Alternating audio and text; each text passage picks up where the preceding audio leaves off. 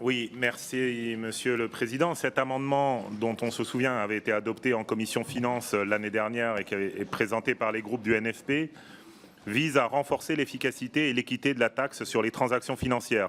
Cet amendement s'articule, pour faire simple, autour de 3 propositions d'amélioration tant du rendement que de l'efficacité de cette taxe. Tout d'abord, l'élargissement de l'assiette, qui demeure trop étroite, ainsi que le soulignait d'ailleurs le rapporteur général à l'occasion du RALF 2025.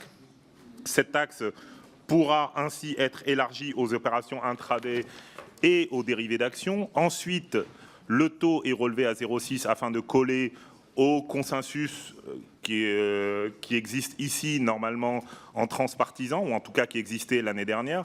Et enfin, il y a un objectif d'améliorer la collecte de la taxe et confier cette collecte à la DGFiP. Cela améliore également la capacité de contrôle de l'État. Je vous rappelle qu'elle est aujourd'hui collectée par Euroclear sur base déclarative.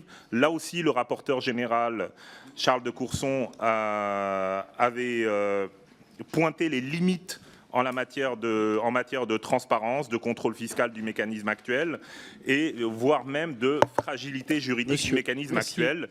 Au final, juste une seconde, parce qu'il y a quand même on rentre dans un tunnel TTF. Au final, ce mécanisme permettrait de renforcer la justice fiscale, de mieux cibler les opérations spéculatives et surtout de moderniser la fiscalité financière en confiant la collecte à la DGFiP.